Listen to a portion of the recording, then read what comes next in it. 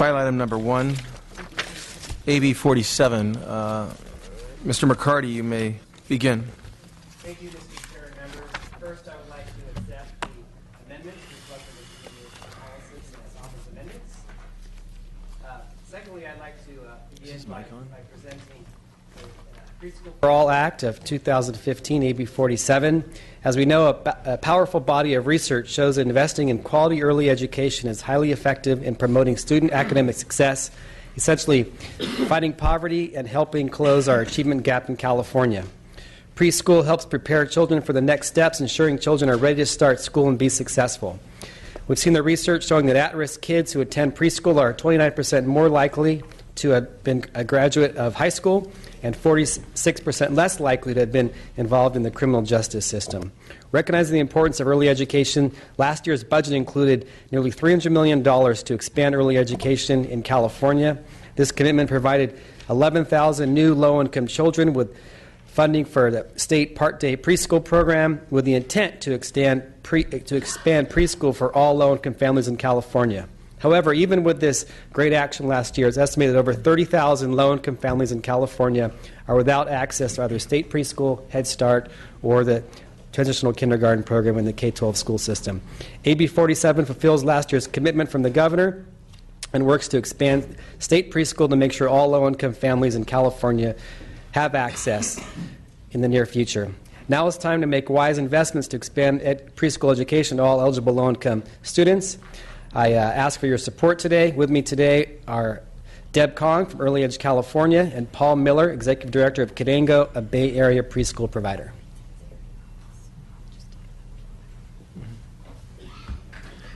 Your witness is Mr. McCarty. Hi, I'm Deborah Kong. I'm president of Early Edge California, which is sponsoring AB 47. High-quality preschool has the potential to change the trajectory of children's lives and close the opportunity gap, according to study after study.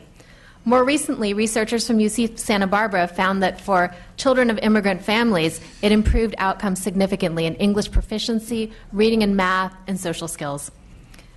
We want to thank the legislature for its commitment last year to expand preschool to all low-income 4-year-olds, and the need is still great. The California Department of Education reported receiving requests for 32,000 preschool spaces for just 4,000 available, and they say that the need is even greater. Now is the time to deliver on that commitment and to continue to rebuild the system that has been so severely cut in previous years. Thank you. Hi, my name is Paul Miller, and I'm the Executive Director of Cadango. Sorry about that. Hold on. So, I appreciate the opportunity to be here, and because it's so late and past my bedtime, I'm going to keep my remarks short, I promise. Our agency serves 3,000 children in child development, funded by the Department of Education. We serve about another 12,000 in other programs, including mental health and nutrition. Last year's expansion of child development had a major impact, and a local reporter interviewed many parents at Cadango. Some of the responses were that, the reporter found that Araceli, a single parent, stated that she got a job as a medical assistant, and her son Leo before only spoke Spanish and stuttered. Now he speaks both English and Spanish and is not stuttering as much as before. There were other families who reported similar kinds of outcomes from quality preschool.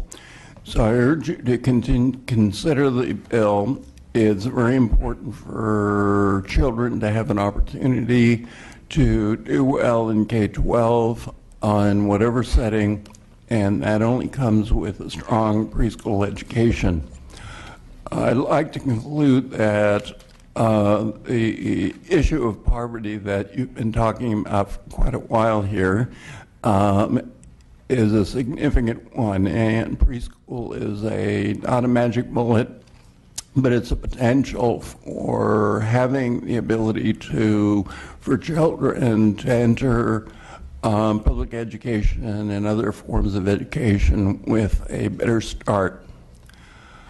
I suggest and hope that all of you will look at the reimbursement rate for the Child Development Program. It's not on the agenda. However, the reimbursement rate for child development is currently 40% of what it was 20 years ago. So we're concerned about the infrastructure, and we do want to see more children who are low income being served, but we do not want it at the cost of poor quality. Thank you. Thank you. Any members of the public in support? Beth Helmson, representing Fight Crime, Invest in Kids, over 400 sheriffs, police chiefs, district attorney, and attorneys. I'm also representing the retired admirals and generals of Mission Readiness and also the business leaders of Ready Nation in support. Thank you. Hi, my name is Elisa Batista, and I'm a California mom of two and a campaign director with momsrising.org, speaking on behalf of our over 1,500 California members who signed our letter in support of AB 47. Thank you. Mr. Chairman and members, Tim Fitzharris with the Los Angeles Universal Preschool. LAUP's been piloting this kind of project for the last 11 years, and we're in strong support. Hello, my name is Harvey Schloss. I actually represent several organizations. One is Congregation Beth Am, a Reformed Jewish congregation of 1,600 families in Los Altos Hills. The other is the Jewish Public Affairs Committee, which is a statewide lobbying organization. We are also part of a large, growing interfaith coalition that's advocating for increased investments in early learning, because we believe that every child deserves an opportunity to develop to his or her higher potential. To us, it is literally an article of faith. No community that we've been in touch with thinks otherwise. We believe that if we can address the unequal access to quality, affordable education for these kids, we will break the cycle of poverty and release huge potential. Thank you. Dr. Russ Lehrman, Congregation Beth Am. The large amount of peer-reviewed literature that I've seen in the past several months on this topic in support of early childhood education compels me to state a strong support for AB 47. Thank you. Ray Burnell with the California Catholic Conference, in strong support. Ron Rapp with the California Federation of Teachers, in strong support.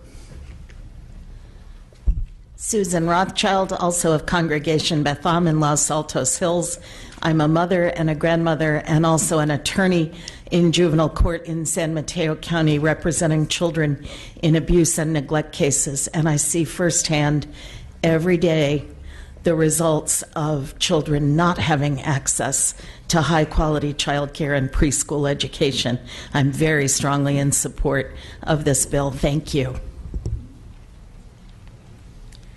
And I'm Charles Rothschild, also from Congregation Beth Am in Los Altos Hills, and the proud grandfather of two preschoolers. And I'm very concerned about the future of my preschool, about the future generation with Sir, those if you could just state your position. And because of that, I'm very much in support of AB 47. All right, thank you. Erin Evans-Feudum on behalf of the Santa Clara County Office of Education, in strong support. Thank you. Brian Howe on behalf of 34 United Ways. It's also past my bedtime. Please support this bill. Thank you.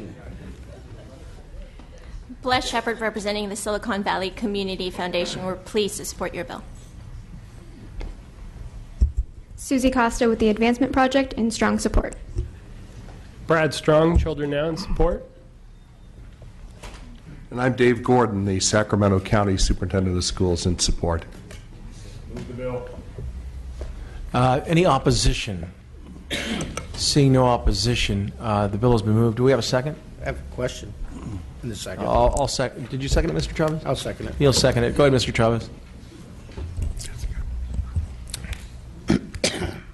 As you know, this is a big personal issue to me. I've been involved in this for over a decade. One of the things that often come up, and I just want to hear from you, is this bill. Is it going to, I know we're looking at resources, but is it going to ensure that we have an investment in quality care. I'm in particular interested in the NIAC process. Sure. Well, the big picture is that, yes, research shows that it's the high-quality preschool programs that provide the biggest bang for your buck. And so California has, fortunately, a good program in the State Department of Education, and the CDE oversees a state preschool program that have, credentials and licensing and so forth to make sure they have the elements that produce the results. And so this bill simply expands the state preschool program to ensure that every low-income 4-year-old has the opportunity to attend preschool, following up on last year's Budget Act. But what about the, I know you and I had a number of discussions, what about the 0 to 5 element we're looking at? This does not address that. You're still strictly looking at for low-income children at a 4-year-old? Sure. Well, the state preschool program is primarily 3 and 4-year-olds. Certainly 0 through 5 is a piece that we're focusing on extensively in the subcommittee process and the budget, and I support making sure we have programs for those, that cohort as well. This piece, I think, is just so critical because if you only do one thing, we spend hours here talking about ways to improve education. If you only do one thing, it's making sure everybody has at least 1 year of quality early education before they enter kindergarten. And that's what this bill is about. So it's a 2-track process, but today is focusing on making sure the state preschool program fulfills its promise and serves every qualified and income-eligible Californian. Is that going to be controlled by the California educational system? Is it going to be expansion of K through 12? Now it's going to be pre-K through 12? No, the state preschool program is mixed delivery. So we have providers like we hear today, Canango, a private nonprofit in the Bay Area. We also have school districts that provide programs through this contracts through CDE. And so it's roughly about 50-50. And so we have a good patchwork to make sure that we can provide everybody because we know we have facilities issues, and that's an issue we need to address down the road as well. I talked to my superintendents in my district about this and asked them if they wanted us to go forward with it. And one of their concerns was, though they recognize the important need of it, they also recognize the challenges they have right now with Common Core, low control funding, facility grants and everything else going on, that they recognize this, but they'd prefer to have, the Boys and Girls Club, all the different programs that are out there right now, there's a lot of them in the churches or whatever, but provide this service. Is this prescriptive, or does it allow the flexibility within the communities to meet that service? Sure. I'll let Ms. Kong from Early Edge maybe expand, but in some, it's an opportunity for communities to apply for funding for this, whether they're the district or a community nonprofit. As Assemblymember McCarty said, it is a mixed delivery system, and so you can be a provider and apply for a contract with the California Department of Education, whether you're a private nonprofit or a school district. And what would be the ratio standards? What's the ratio per instructor towards child? Sorry, 1 to 8. 1 to 8 ratio? That's correct. And the providers that would be in the classrooms, are they certificated, or what's their skill level? They're credentialed by the teacher prep and licensing, and it's a different standard than public school teachers. I'm sorry, sir, I couldn't understand that. Sorry. The teacher prep and licensing provides credentials. However, they're different credentials than a public school teacher. But if it's a nonprofit, they wouldn't be part of that, would they? They would, because of the source of funds being from the Department of Education. So our agency serves 3,000 kids, and it's probably greater than 50% of the providers are nonprofits, including the boys' clubs. I'm sorry, what percent? I guess is actually now it's probably closer to 2/3. 2/3 are private? That's correct. Nonprofit? Yeah, so I think the issue you're raising is not just you. We've heard this from Riverside and other jurisdictions that they have other issues and facilities issues. And the great thing about the state preschool program is it is mixed delivery. So some school districts here in Sacramento, they want to do it, a lot of it themselves. And some communities maybe can't fulfill that need, and they can get the Boys and Girls Clubs or other organizations to step in and apply for state funding to provide it. So it's not mandatory. If they want to provide this, they certainly could. Thank you very much. This is an important issue. Thank you for bringing it forward. Thank you. Thank you. Thank you. Any further comments from the committee? Mr. McCarty, you may close. Respectfully ask for the aye vote. Madam Secretary, please call the roll. The motion is due pass as amended to the Appropriations Committee. O'Donnell? Aye. O'Donnell, aye. Chavez? Aye. Chavez, aye. Kim? Kim is not voting. McCarty? Aye. McCarty, aye. Santiago? Thurmond? Aye. Thurmond, aye. Weber? Weber, aye. It's out. The bill is out, Mr. McCarty. Thank you, Chair. So we'll take this. We'll do this one first. I'm going to turn the gavel over to Mr. Chavez. I need to bring forward AB 1088 and AB 580.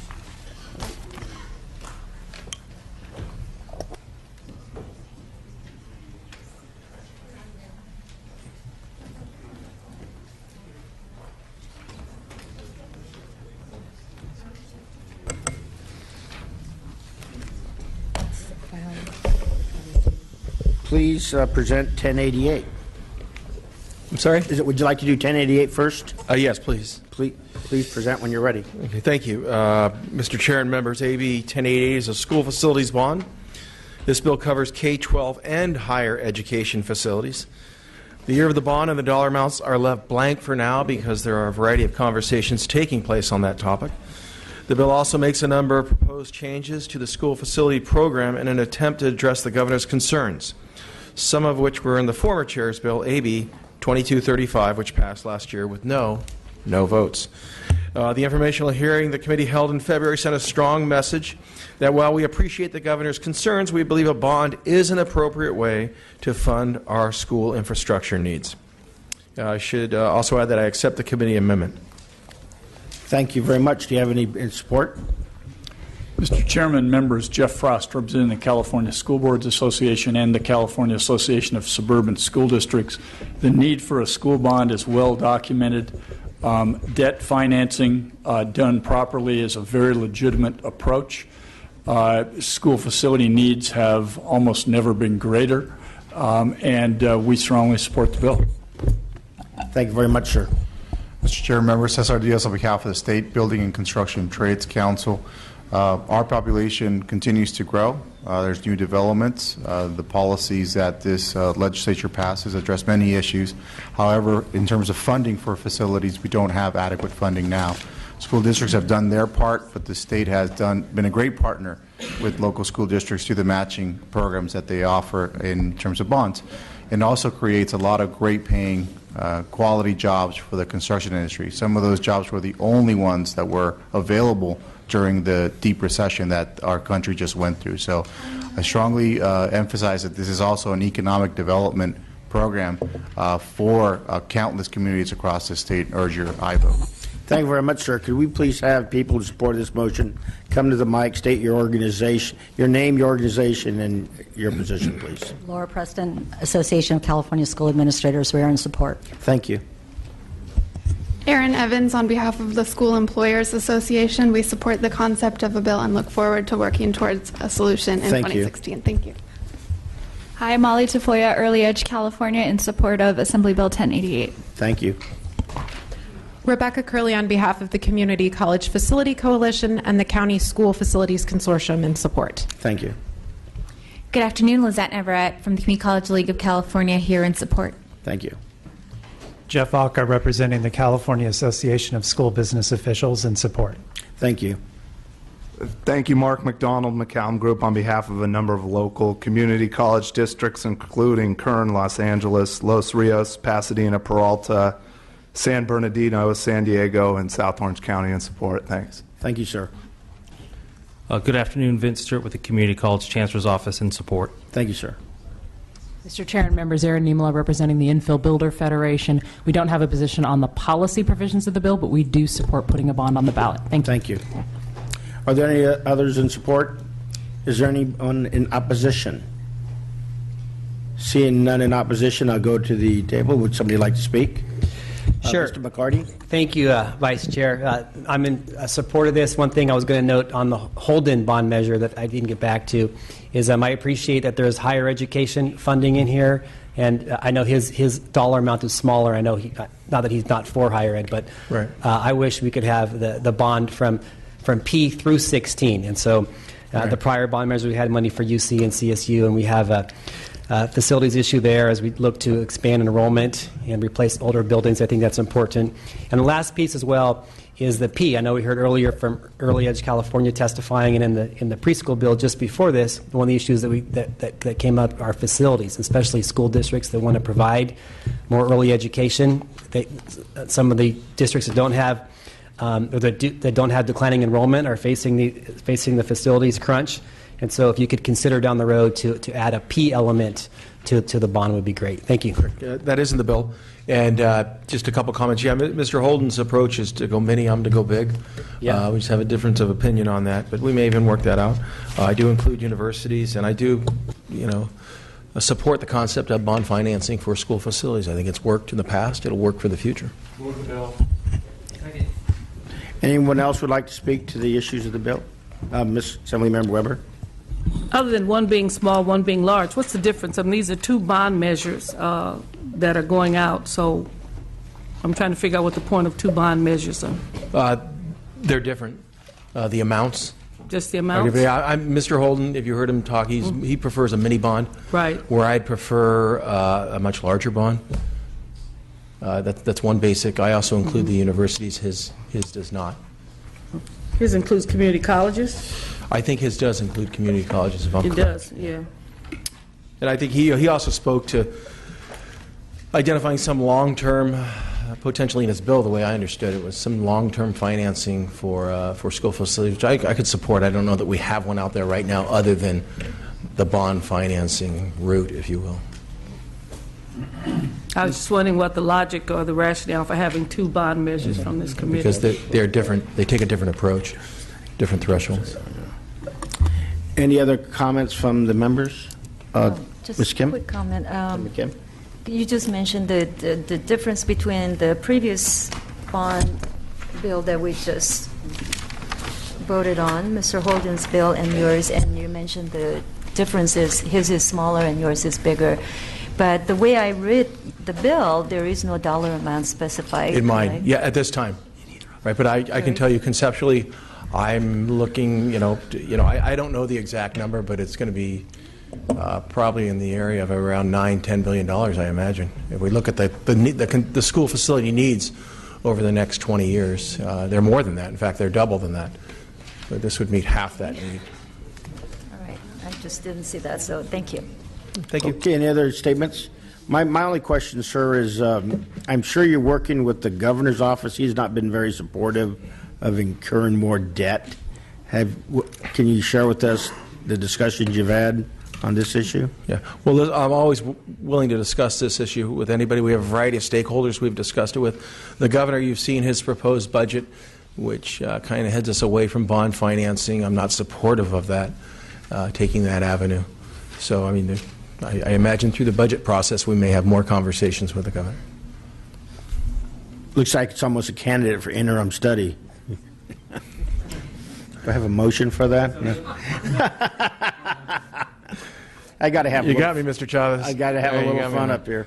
Okay, would you please call the roll? The motion is do pass with amendments to the Appropriations Committee. O'Donnell? And I do accept the amendments. Aye. Thank you. O'Donnell, aye. Chavez? Not voting at this time. Chavez not voting. Kim? Not voting at this time. Kim not voting. McCarty? Aye. McCarty, aye. Santiago? Aye. Santiago, aye. Thurmond? Aye. Thurmond, aye. Weber? Aye. Weber, aye. The bill is out. Thank you very much, sir. Your bill is out. Would you like to now go to, I believe, 580, was that?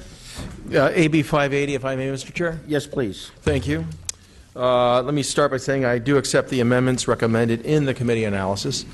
I am pleased to present AB 580, which would require that teachers and classified school staff receive training on the early identification of student mental health issues, including referral protocols. It's estimated that 20% of children have mental health issues, and 80% of those are undiagnosed and untreated. Early detection and treatment of mental illness improves students' attendance, behavior, and academic achievement. The research has shown that teachers do not have the training they need to support children's mental health needs. As a classroom teacher, I can tell you I don't have the training. In surveys, teachers report, and I know, of course, from personal experience, that mental health issues and disruptive behaviors are major barriers to instruction. Multiple state efforts to increase training resources for schools on mental health issues have laid the groundwork for a requirement that all teachers receive this training. AB 580 will equip teachers and other school staff with the tools they need to support the early identification of mental health problems among their students, thereby improving academic and health outcomes. With me to answer questions we have someone from the California Department of Education, Ms. Look. So with that.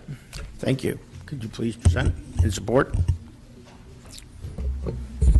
Mr. Chairman, members, Steve Henderson with the California School Employees Association. We think this bill is a great step to provide professional development, to get teachers and classified staff the training they need to recognize those students that may have issues and may have challenges. And we think that the better that we can recognize these students, the better that we can help them academically in the future. We would ask for your support. Thank you very much, sir. Another in support? Debbie Look with Department of Education. Just want to clarify that we don't yet have a position on the bill, but we are certainly working with the Assembly member and appreciate his interest in this very important area. Thank you very much. Any others in support? Please state your name, your organization, and your position. Rusty Selix, California Council of Community Mental Health Agencies and Mental Health Association of California in support. Thank you. Danielle Mollet, California Alliance of Child and Family Services in support. Thank you, ma'am. Anyone else in support? Any in opposition? Any in opposition? Seeing none, we'll go back to the members. Any questions? Ms. Kim? Thank you, Assemblyman O'Donnell, for bringing this issue forward. While I'm hesitant in backing another state mandate, I will be supporting your bill today. As I was studying your legislation, I also did some background study on this, and according to the California Homeless Youth Project, as of 2013, I found that my district has the second highest number of homeless students in the state, with over 13,000 children lacking a place to live. That was surprising to me. Where there are a myriad of complicated reasons for the homelessness, mental health is undeniably linked with this issue. Identifying mental health issues early in a student's academic career can help them get treatment and hopefully improve homelessness. So with that, I will be supporting your bill, and I do again thank you for bringing this issue forward. Thank you, Ms. Kim. Are there any others who would like to address the issue? Ms. Weber? Yeah, I appreciate this bill coming forward, and I was looking to see if there was anything in it that dealt with the issue of multicultural counseling and mental health issues. And I say that because, not having, we had this issue in San Diego, not having adequate staff trained to deal with the issue of multicultural counseling oftentimes can get kids referred to the wrong place and misdiagnosed. And that's a major concern in terms of those who are going to be doing the training, the kind of training people are going to get. I know you said there could possibly be internet training. And, we've seen over the years, which most folks have, particularly in poor communities, hundreds of kids misdiagnosed because of behavior issues and therefore sent to special ed, various kinds of, issues with, the one category that they all fall into, which has to do with behavior. And, and so that kind of stuff. So I'm kind of leery of programs that might have some kind of mental health capacity in terms of people being modestly trained, and then maybe instead of doing good, doing more harm through the misreferences or misappropriation. So I'm wondering if this bill at some point is going to, or if it does, I didn't see it in there, deal with the issue of multicultural counseling, especially in the environment in which we exist in California. Much of our special ed populations over the years, we've had difficulty with them being diagnosed in terms of behavioral issues because people didn't understand the cultural elements of a particular population, a particular community. And so you have this over-identification of kids in special ed. And we dealt with that in San Diego, and it really required a lot of work, much more than just training and our teachers, it required a lot of work with those who were professionals, who are our school psychologists. And so I'm just trying to figure out how all this fits into it, not wanting to empower folks to do things that we end up doing more harm than good. And I know it happens a lot in ethnic communities and poor communities around the city and the state. And so is there any thought of that in terms of the training or preparation or those kinds of things that, because it doesn't seem like it's a lot of in-depth training. I think the concept is very good, that we want people to have some awareness of it, but not having enough awareness of it or enough skills or enough knowledge could backfire. Great point. I hadn't thought of it. I hadn't thought about that, but I have now. So listen, I'm certainly willing to work with you on the issue. This is a very modest proposal. This is about trying to create some awareness of the issue, not treatment. Right. That would require much, much more training. Sure. In fact, some of the folks, when they saw this bill, they said, great, we're going to get those teachers for 2 days a year and we're going to train them. Whoa, I think that's a lot. I don't think we should make our teachers mental health professionals. They can't be that. But they do need to be aware of certain symptoms and also just simply referral protocol. Exactly. What do they do when they see certain things? They don't need to treat it. They need to know how to refer. Okay. Okay. But I'm certainly, you brought up a point that I think should be addressed. Yeah, there are a lot of people in the field, and like I said, we did a lot of it in San Diego because we did have such an over-identification that we had to bring in some individuals who really were trained in this area, who some were psychologists, some were just our counselors. And they did a good job in reducing the referrals that people thought they saw as mental issues and behavioral issues. And the problem is that misdiagnosis lasts for a very long time. Oh, yes. And does a lot of damage. And so you end up with children who had, quote, behavioral problems and really didn't have behavioral problems, and they were more other kinds of things. And so I'm more than happy to work with you on it because I think that's a component that I didn't see that I think is very, very important if we're going to equip our teachers to be able to identify certain things, to then be able to make adequate referrals to places or individuals that are there, as well as a component that needs to also make sure that our districts are prepared to deal with the students that are being referred and have the kind of multicultural counseling components that need to exist in a school district. And again, I don't want teachers diagnosing. Exactly. That's not what this is about. I know you get that, but this Yes. is about merely raising some awareness. Sure. Okay. And when I see these signals multiple times, what do I do as a teacher? Sure. Okay. Sounds good. Thank you. Assemblymember Thurman, please. Thank you, Mr. Chair. There is a training that is used that might speak to what the chair and Dr. Weber are talking about. And because teachers are not going to be practitioners of mental health, there's a training that trains non-practitioners in how to recognize signs of crisis and to know how to get help and who to get help from. The training is called Mental Health First Aid, and it's used with various folks who are non-mental health practitioners to do just that, recognize the signs, know who to ask for help, and how to get help, so that training, that help, is delivered by someone who has the right training and the cultural competency, as Dr. Weber has stated, to actually deliver the service. And I know for a fact that there is a provider in this audience that does work and training in mental health first aid, none other than Mr. Barrick, who was a school board member at the Alameda County Office of Education, and his agency does such training. So perhaps that will fit into the menu of things that will be offered in this training package. Thank you, Mr. Thurman. Thank you.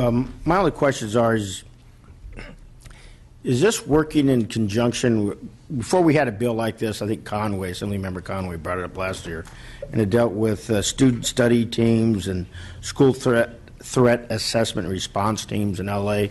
Is that some of the same I think thing? that's more along the lines of school safety. Not that this isn't a safety issue, but this is more along the lines of a student issue. Okay. Because I'm looking at the note here, it talks about behavioral problems, attention issues, academic things. And again, I want to get, not that behavioral problems couldn't be associated with this topic, but I want to get away from it just being behavioral problems, because I know I've had students in the class where I think, hey, there are no behavioral problems, and hey, maybe that student needs some help. And what do we do here? Okay, thank you very much. Would you like to, is that your close? I respectfully ask for an aye vote. Could you please call the roll? The motion is due pass as amended to the Appropriations Committee. O'Donnell? Aye. O'Donnell, aye. Chavez? Aye. Chavez, aye. Kim? Aye. Kim, aye. McCarty? Santiago? Aye. Santiago, aye. Thurmond? Aye. Thurmond, aye. Weber? Aye. Weber, aye. Does he have 531? Do you have another bill, 531, to do still? I believe we just did both of those. Yeah. One more? Yeah, you did 1088, you did 580. Hold on. I think you have a 531. I don't believe I have the folder. That's my problem. Yeah. Moog said no. No, I got to be nice to my chair. Can't roll the chair. Yeah, I apologize. Oh,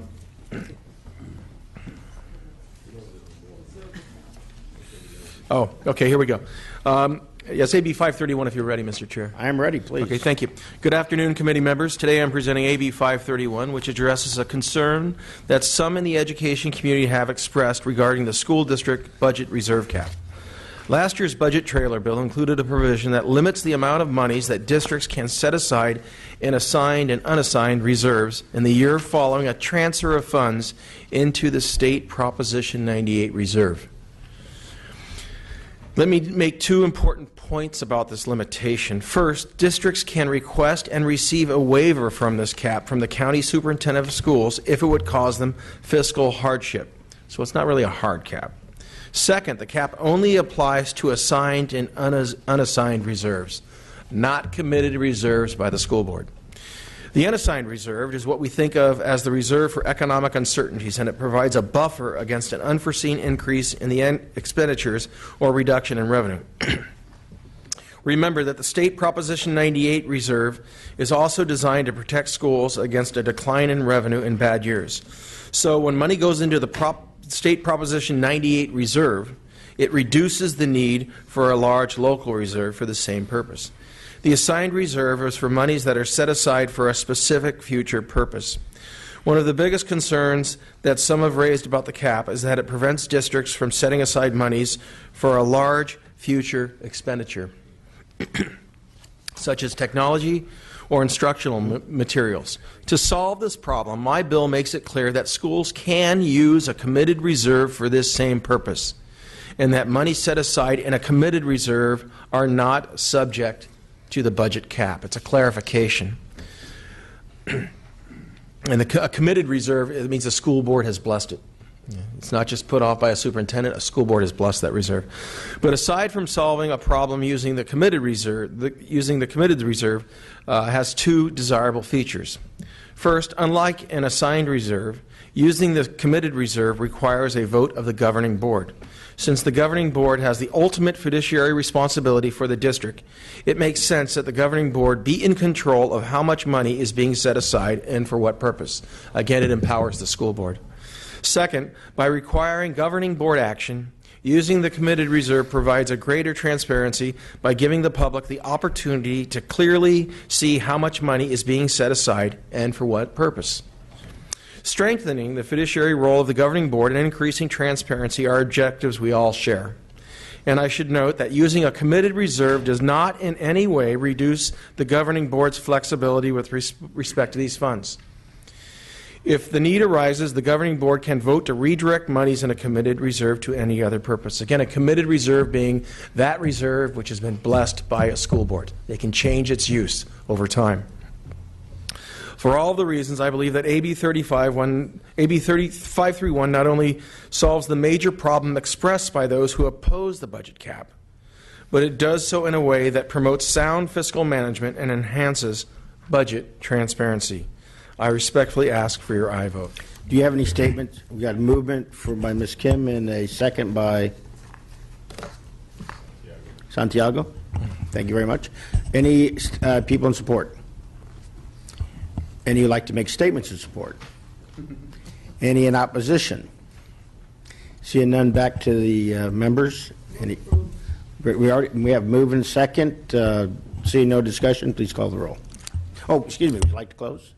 I respectfully ask for an aye vote. Please call the roll. The motion is due pass to appropriations. O'Donnell? Aye. O'Donnell, aye. Chavez? Aye. Chavez, aye. Kim? Aye. Kim, aye. McCarty? Santiago? Aye. Santiago, aye. Thurmond? Aye. Thurmond, aye. Weber? Aye. Weber, aye. The bill is out. Your bill is out, sir. Thank you, Mr. Chair.